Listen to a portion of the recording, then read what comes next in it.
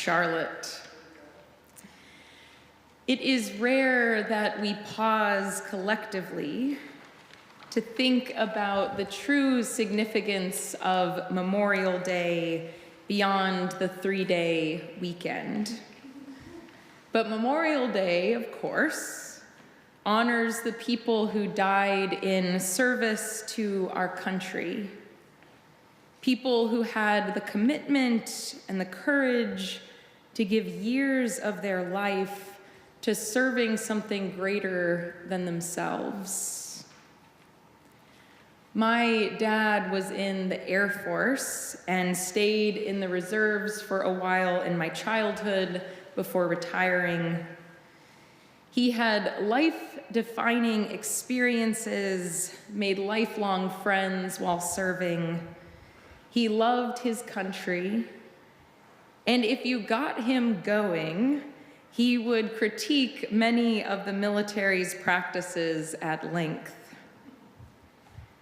We did not speak often of patriotism in my family, and I've always only had a vague or bland understanding of what that word actually means.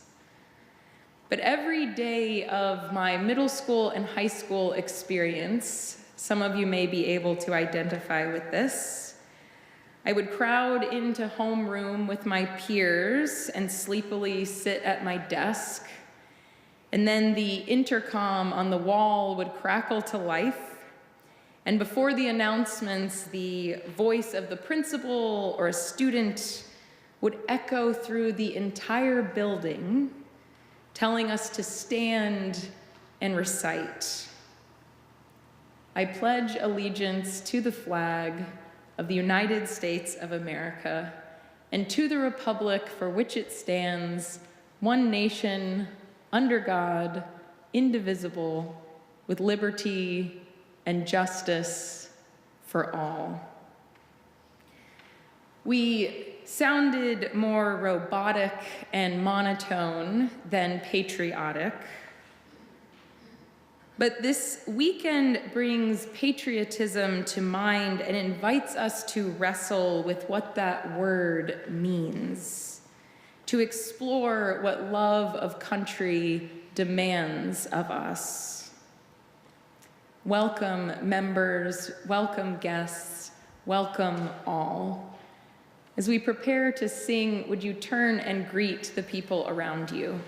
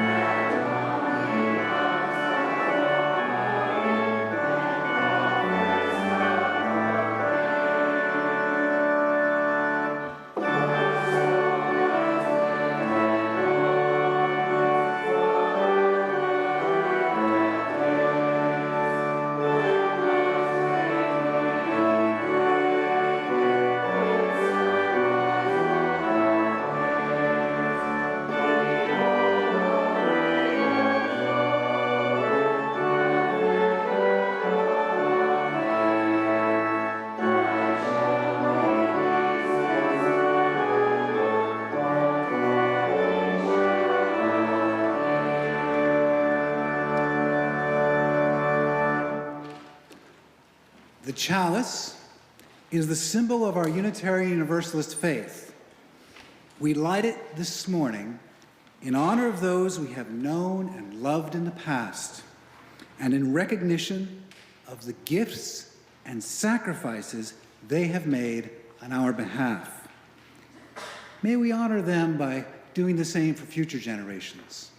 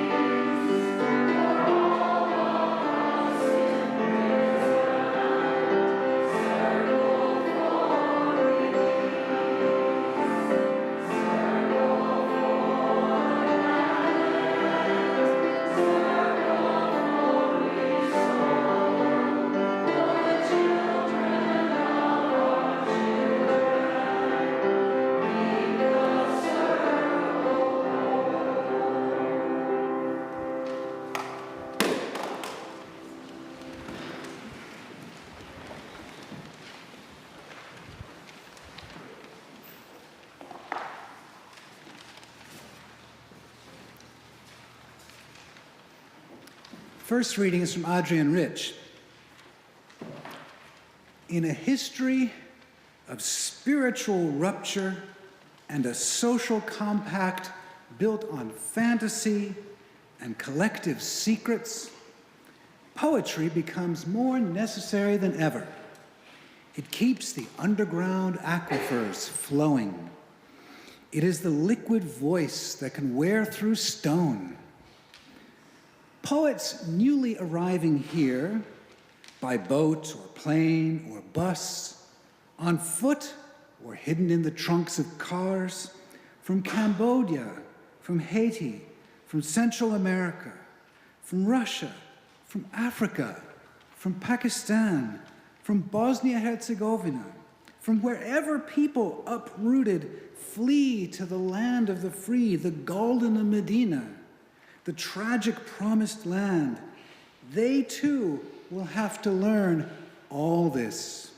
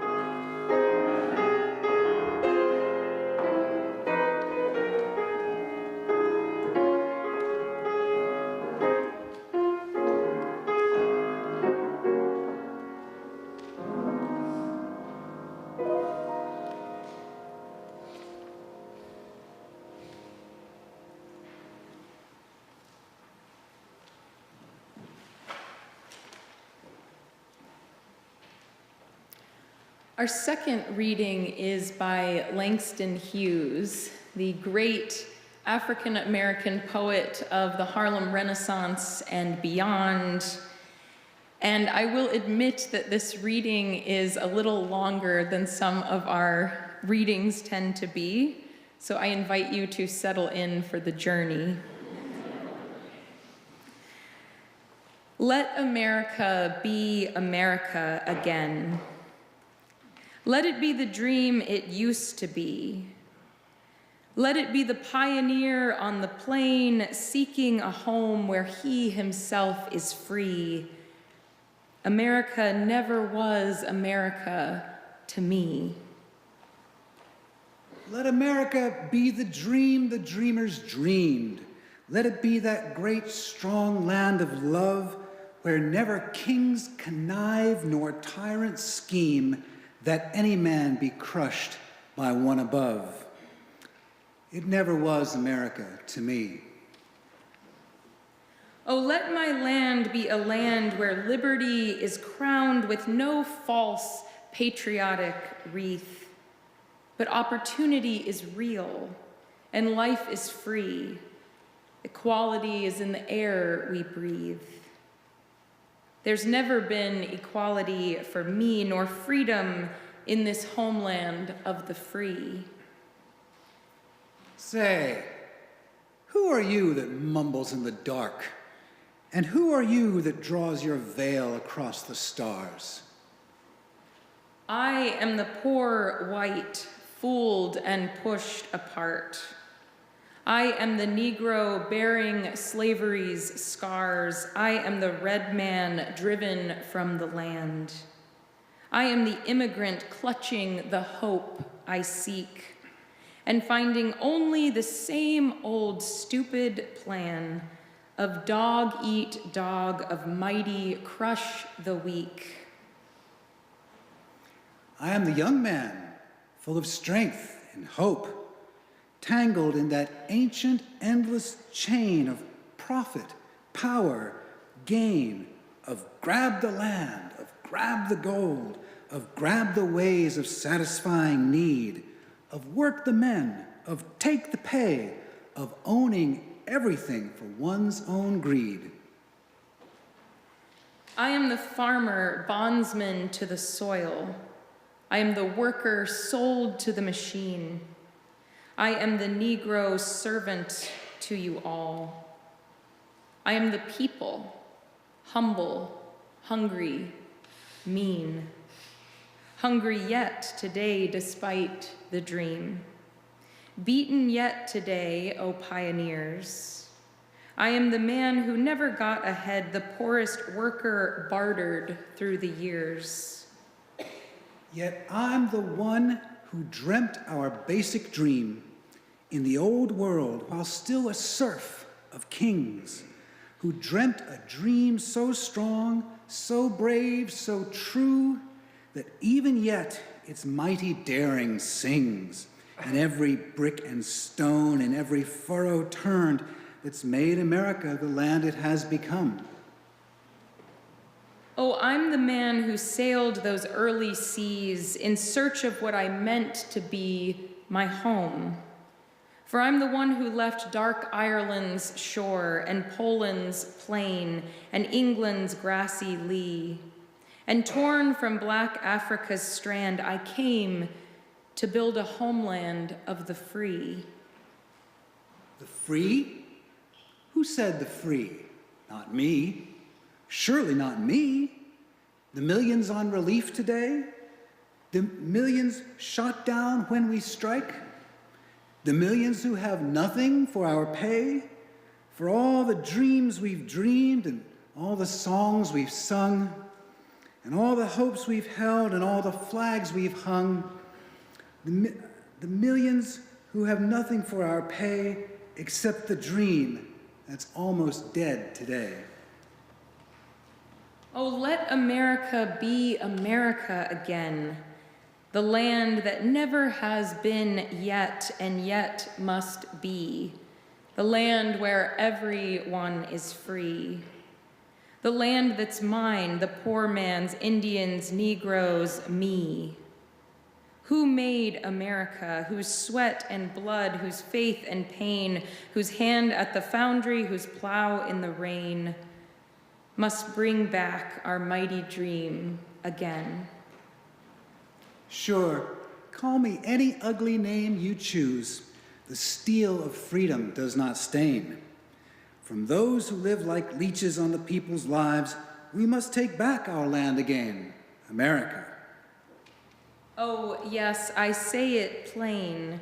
America never was America to me, and yet I swear this oath, America will be. Out of the rack and ruin of our gangster death, the rape and rot of graft and stealth and lies, we the people must redeem the land, the mines, the plants, the rivers, the mountains, and the endless plain, all all the stretch of these great green states, and make America again.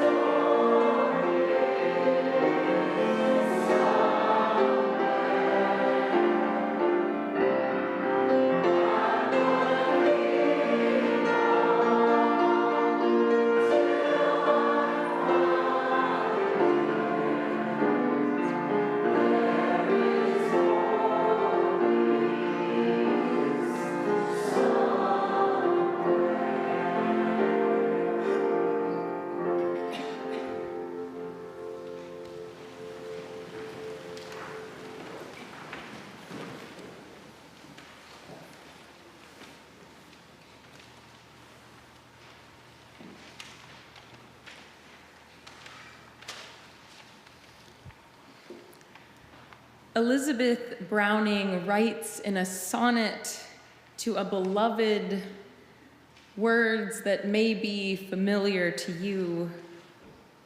How do I love thee, let me count the ways.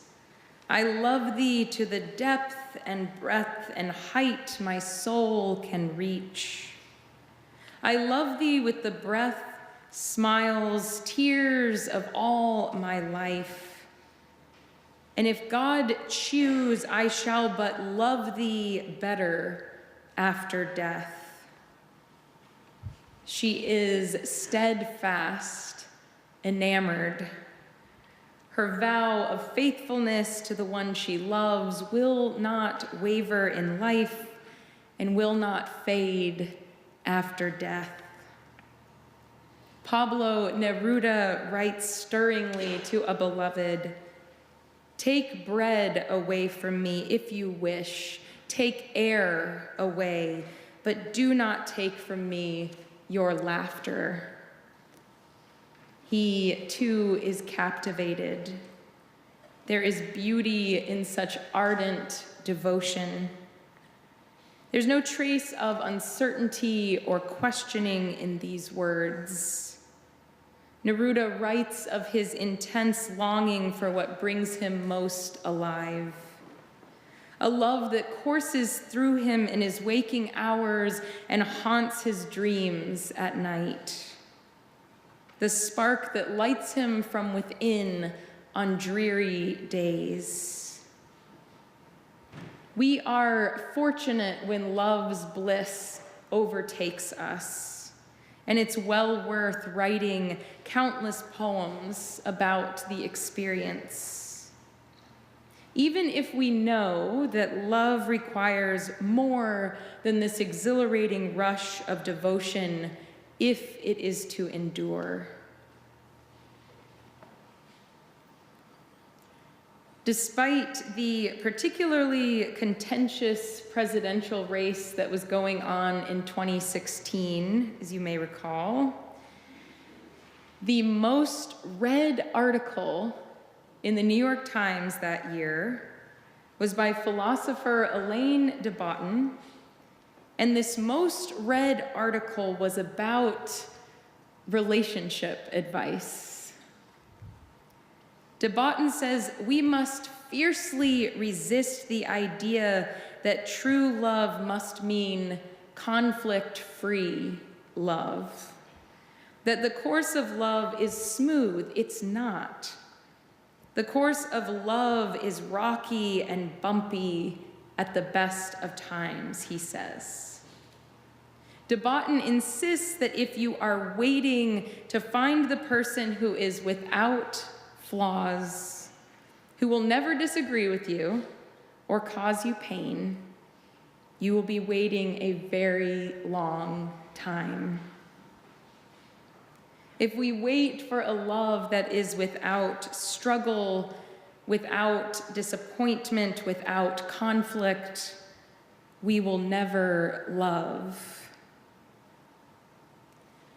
James Baldwin grew up Black, gay, and poor in Harlem. He observed the intricacies of how Americans related to one another within and across skin color, sexuality, and class.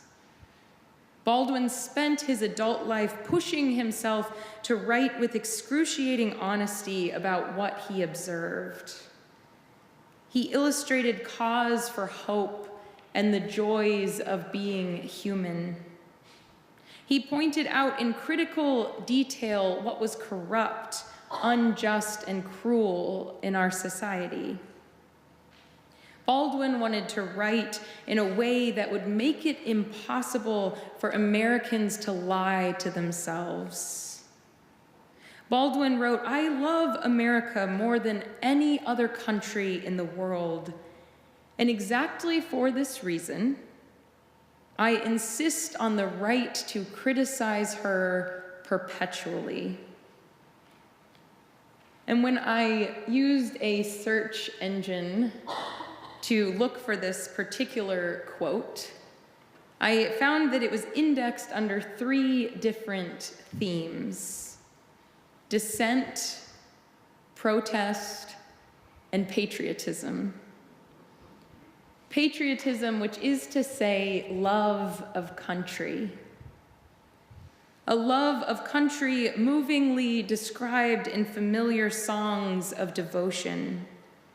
Oh, beautiful for spacious skies, for amber waves of grain, for purple mountains' majesty above the fruited plain. America, America, God, shed God's grace on thee, and crown thy good with brotherhood from sea to shining sea. And my country, 'tis of thee, sweet land of liberty, of thee I sing. This dream that is well worth singing about, well worth longing for. Yet Baldwin was wise enough to know that to wait for a love that is without struggle, without disappointment, without conflict, means to never love. Baldwin's love of country was complicated and enduring. He wrote, "The role of the artist is exactly the same as the role of the lover. If I love you, I have to make you conscious of the things you don't see." Baldwin's patriotism required dissent, protest, and critique. Baldwin's love of country called him to make Americans aware of the things we don't want to see. This reveals dissent and protest in our shared history in a different light. Protest not as a form of disrespect of the American dream. Dissent not as a means of degrading American values, but critique as the insistence that the American dream of freedom and equality should extend to all people. In 1968, hundreds of women marched on the Atlantic City boardwalk just outside the convention center where the Miss America pageant was taking place. Protesters held signs saying things like, "All women are beautiful," and "Cattle parades are demeaning to human beings." The organizers of the protest wrote a list of reasons for their protest and shared the list with Miss America pageant organizers. They said they were protesting because there has never been a Black contestant, nor has there ever been a true Miss America, an American Indian, they've said. They pointed to the ways the pageant promoted the lie that beauty is the measure of a woman's worth. The protesters rejected the idea that women were to be unoffensive, bland, and apolitical. They denounced that impossible double standard that women are to be both sexy and wholesome at all times.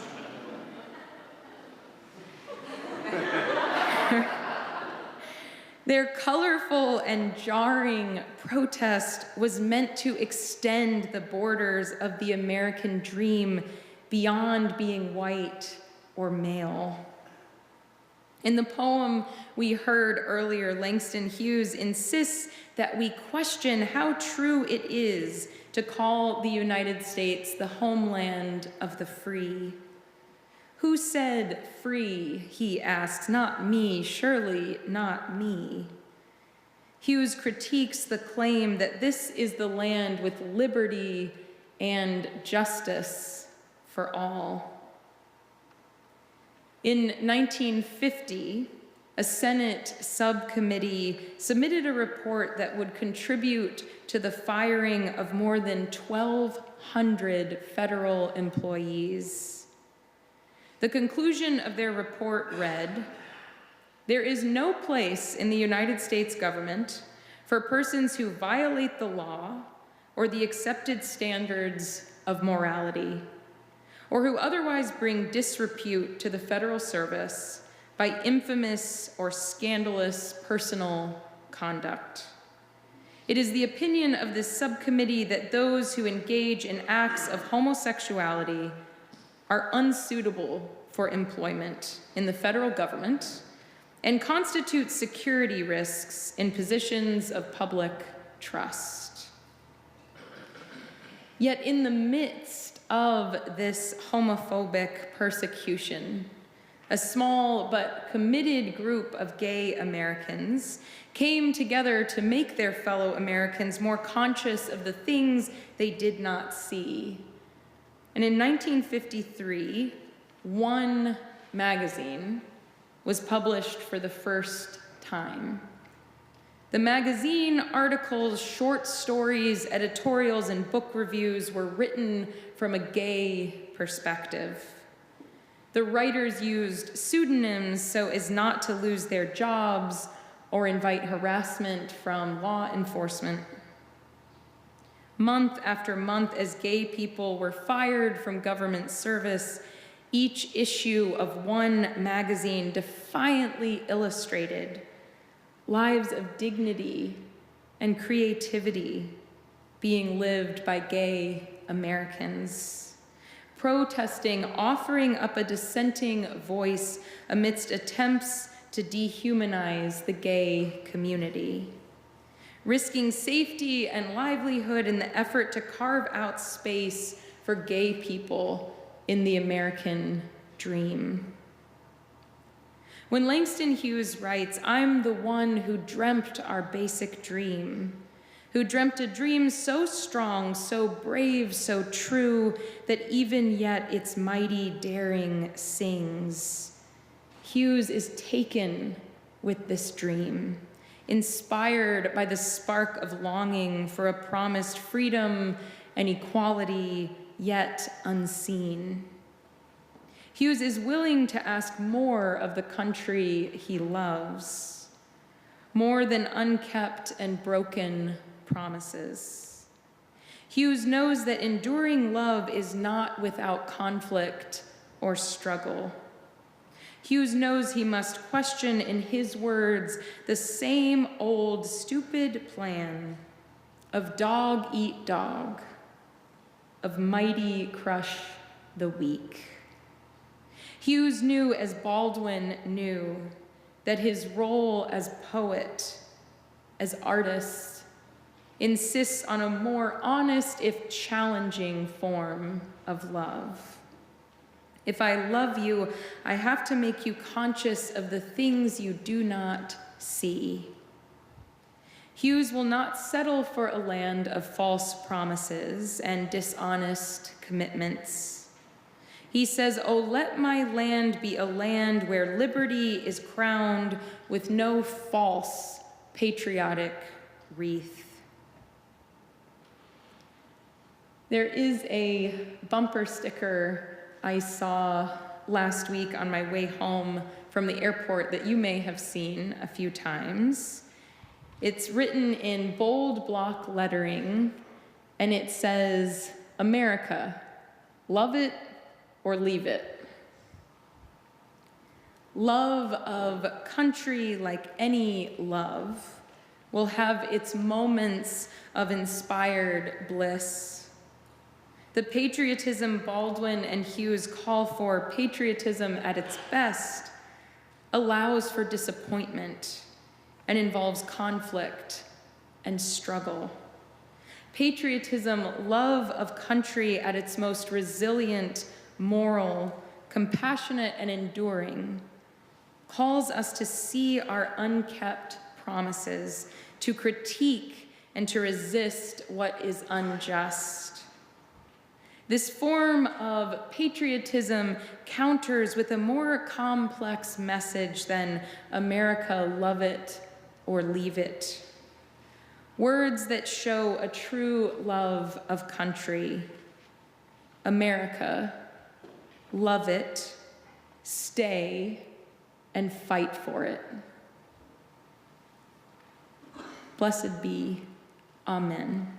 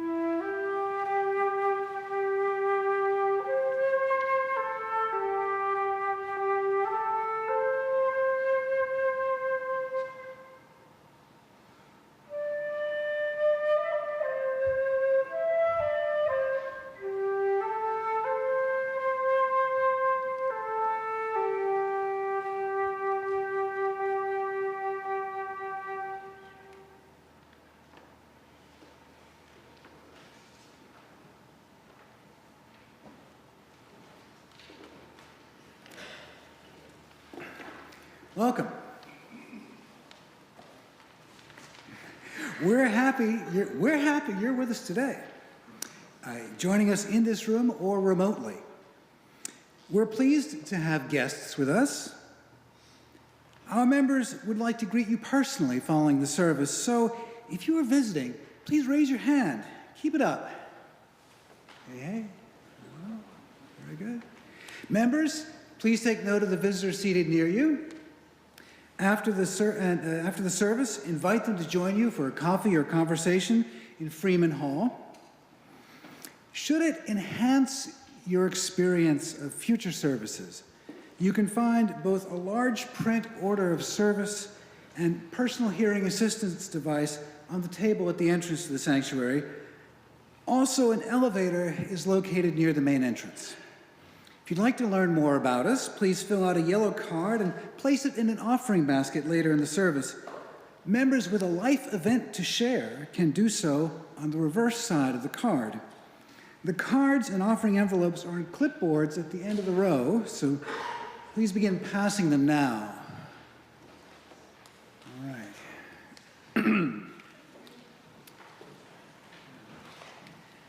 Visitors interested in hearing about how to become a member can talk with our membership coordinator, Kelly Green. Her contact information is on the back of your order. Again, to each of you, welcome. I'm Tom Cole. I've been a member here for 21 years now, and I'm also a history and genealogy librarian.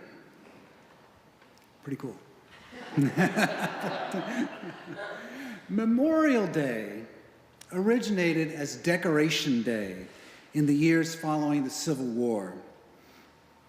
Scholars estimate 700,000 Americans lost their lives fighting each other between 1861 and 1865. This loss befell our nation when it had not even 10% of the population of the United States today.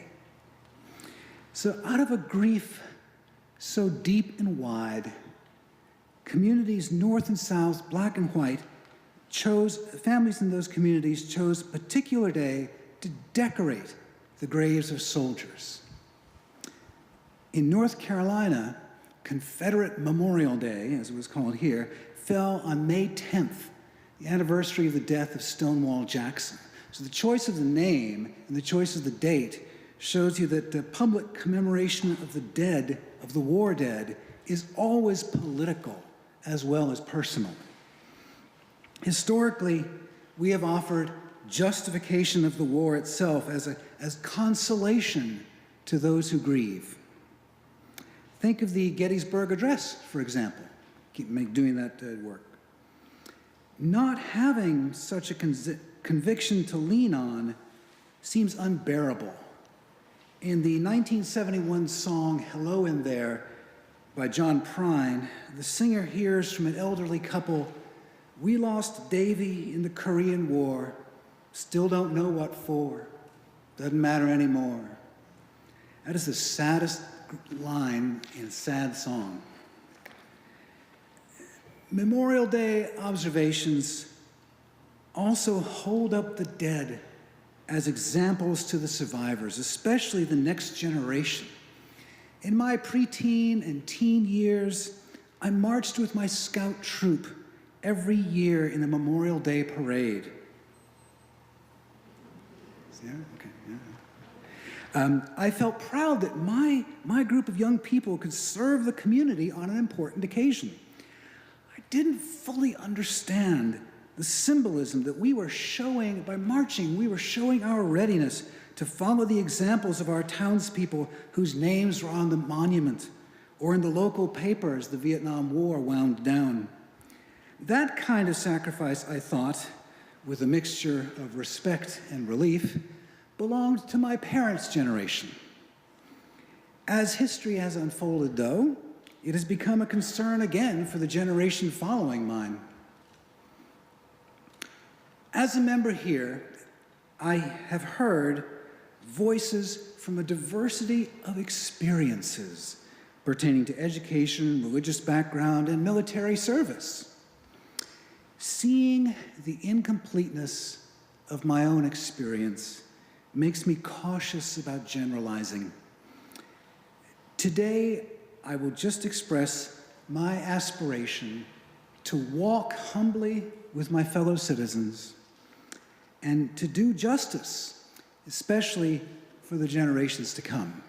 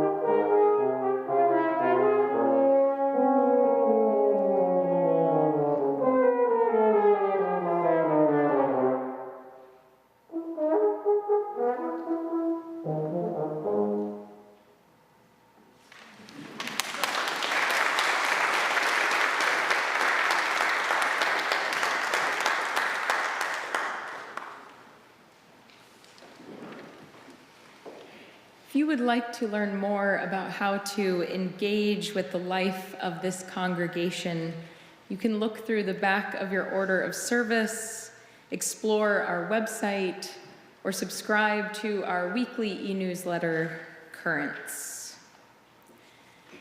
Next Sunday, here in this sanctuary at 1 p.m., our board will lead us in our congregational conversation and annual meeting. As Unitarian Universalists, we affirm and promote the use of the democratic process within our congregations, but it only works if you show up. So if you are a voting member of this congregation, we hope you will participate next Sunday. And you can go today into Freeman Hall and put in your order for lunch, and you can have lunch waiting for you ahead of the meeting next week.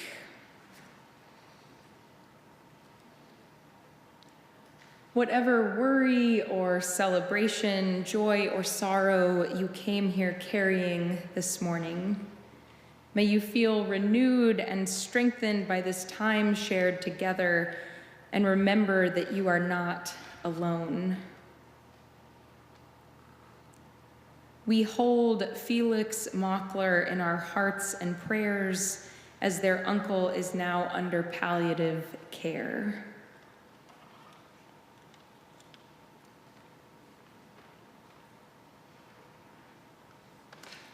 If you have a particular celebration or sorrow or remembrance today, later in the service when the offering baskets are being passed and music is being played, you are welcome, member and visitor alike, to come forward and light a candle in silence.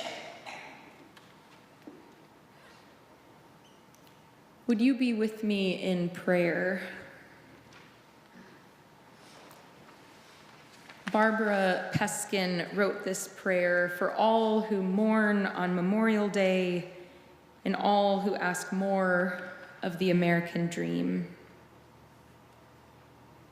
Spirit of life, whom we have called by many names in thanksgiving and in anguish, bless the poets and those who mourn.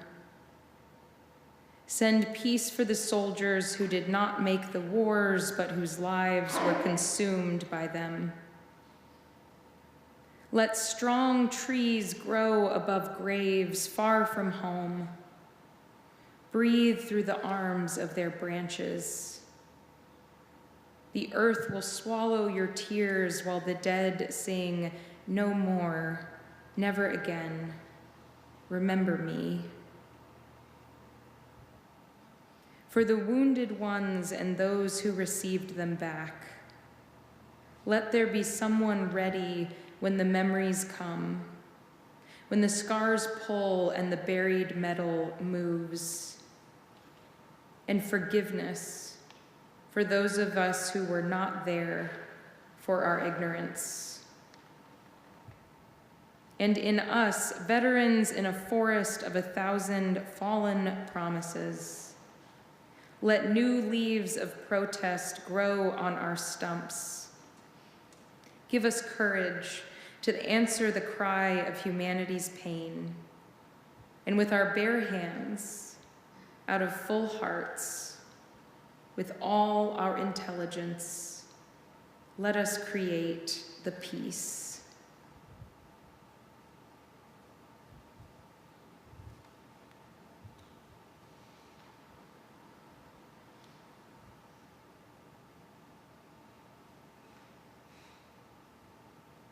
Amen.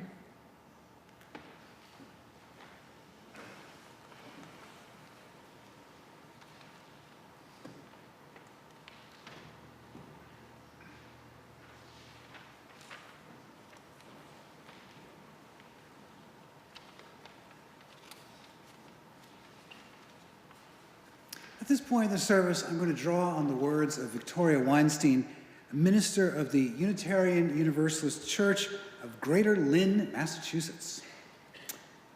We say in our church that the offering is a sacrament of the free church. We believe it is a blessing to be able to govern and support our religious community ourselves, to make possible by our generosity everything we dream and everything we do to live out our shared values. We now give and receive the offering.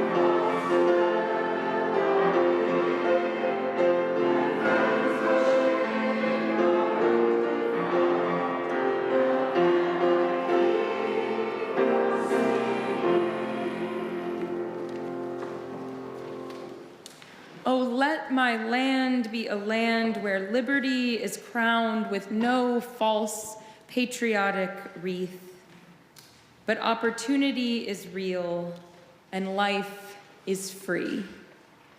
Please be seated.